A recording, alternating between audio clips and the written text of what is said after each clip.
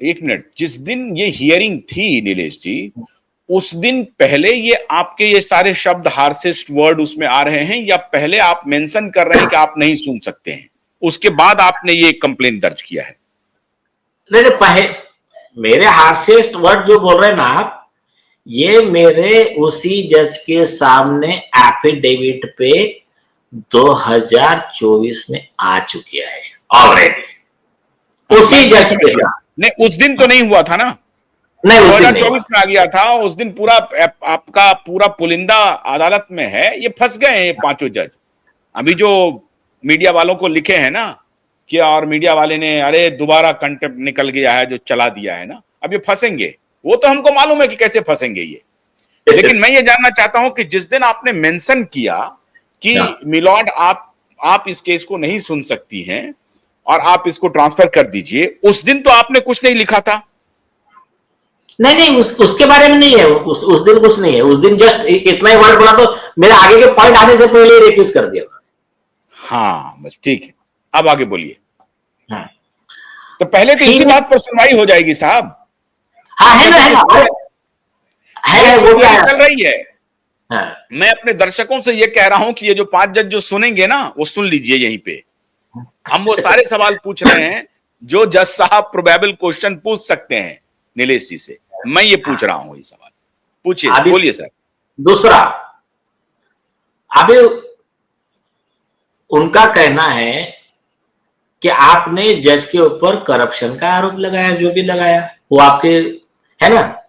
और दूसरा आरोप मेरा क्या है कि मुझे झूठे केस में फंसाया जस्टिस रेवती मोहिते डेरे ने। मेरे आरोप सही थे और वो बोल रहे कि मेरे आरोप गलत है। तो वो बोले आप परजुरी का आरोप कैसा लगा दिया आपने जज पे। अभी ये जज साहब वो वाला केस लो भूल गए।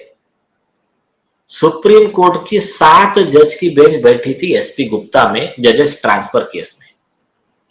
वहां पर सुप्रीम कोर्ट ने बोला था कि हमारे सामने ना वो जज है या चीफ जस्टिस ऑफ इंडिया है। जब कोर्ट की हियरिंग की केस रहती ना तो वो कॉमन मैन है। चीफ जस्टिस ऑफ इंडिया को एफिडेविट भी देने लगाया, उसका एफिडेविट गलत है करके कमेंट्स भी किया। सुप्रीम कोर्ट ने कहा हमने शपथ ली है विदाउट फियर और फेवर, बिना भेदभाव के निष्पक्षता से निर्णय देने की शपथ ली है। तो वो चीफ जस्टिस ऑफ इंडिया रहो या कोई भी रहो, हम देखेंगे फैक्ट क्या है।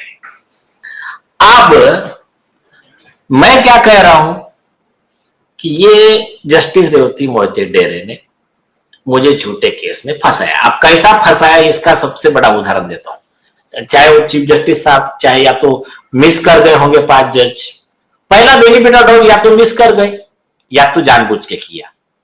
मैं बोल रहा हूं चलो मिस कर गए, लेकिन जोक क्या है बताता हूं केस का। जिस वर्ड के बारे में हमको नोटिस दी है, यही सब आरोप, इससे ज्यादा सीरियस आरोप पिटीशन नंबर PIL 6900 में फाइल है और उसकी सुनवाई हुई 2023 में। तो चीफ जस्टिस के बेंच ने कहा, ये नहीं कहा कि ये आरोप स्कैंडलस है, कहा कि ये सीरियस मैटर है, ये इसके लिए स्पेशल बेंच कंस्टिट्यूट होना चाहिए। और जस्टिस आलोक आराधे साहब ने उसका स्पेशल बेंच कंस्टिट्यूट करके दिया है। तो चीफ जस्टिस का बेंच जब एक बार कहता है कि ये आरोप स्कैंडलस नहीं है, तो सेकंड टाइम आप कैसा बोल सकते हो ये स्कैंडलस है, ये कंटेम्पचुअस है। एक इससे सीरियस बात, कुछ ना यहां पर करप्ट जज के 1-2 दलाल है बॉम्बे हाई कोर्ट में। एक मिलिंद साठे करके है सीनियर वकील, जिसको यहां पर अमेकस क्यूरी अपॉइंट किया है। तो वो मिलिंद साठे का काम क्या है, कोई भी जज के खिलाफ करप्शन का कंप्लेंट हुआ तो वो लेटर लिखता है। बॉम्बे बार एसोसिएशन का प्रेसिडेंट हूं इस नाते से लेटर लिखता है। जज के खिलाफ कंप्लेंट नहीं कर सकते, जज ने करप्शन करा हो, कुछ भी किया हो, उसके खिलाफ कुछ नहीं कर सकते। तो जिन्होंने ये किया उनके खिलाफ कंटेम्प्ट की एक्शन ली जाए। तो यही आरोप के लिए उन्होंने लेटर लिखा। मुस्लिम शेख, नीलेश ओझा, रशीद खान पठान, एडवोकेट विजय कुर्ले, इनके खिलाफ कंटेम्प्ट का कार्रवाई करो। इन्होंने जस्टिस रेवती मोहिते डेरे के खिलाफ में ये करप्शन के चार्ज लगाए हैं वो बोला है उनकी बहन राष्ट्रवादी की है, ये राष्ट्रवादी के लोगों को सपोर्ट करती है, बीजेपी के लोगों को विरोध करती है। दूसरा, ये चंदा कोचर के केस में इसने करप्शन किया है, या ऐसा सब उन्होंने लिखा लेटर। कब? 18 अप्रैल 2023 को।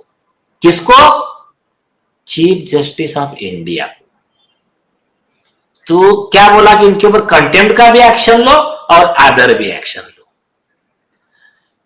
चीफ जस्टिस ऑफ इंडिया ने क्या बोला? रिजेक्टेड, कचरे के डब्बे में डाल दिया इनका कंप्लेंट। तो जब चीफ जस्टिस ऑफ इंडिया ने रिजेक्ट किया है, तो ये बॉम्बे हाई कोर्ट के चीफ जस्टिस कब से बड़े हो गए चीफ जस्टिस ऑफ इंडिया से? ये कहां से कॉग्निजेंस ले सकते हैं? लेकिन ये बात कोर्ट से छुपा के रखी इन लोगों ने, और उस वजह से कॉग्निजेंस इन्होंने लिया। अभी ऑन रिकॉर्ड ये बात थी, लेकिन कोर्ट ने उतना पढ़ा नहीं वो विषय को। अब विषय यह आएगा कि सुप्रीम कोर्ट बड़ा है कि बॉम्बे हाई कोर्ट बड़ा है।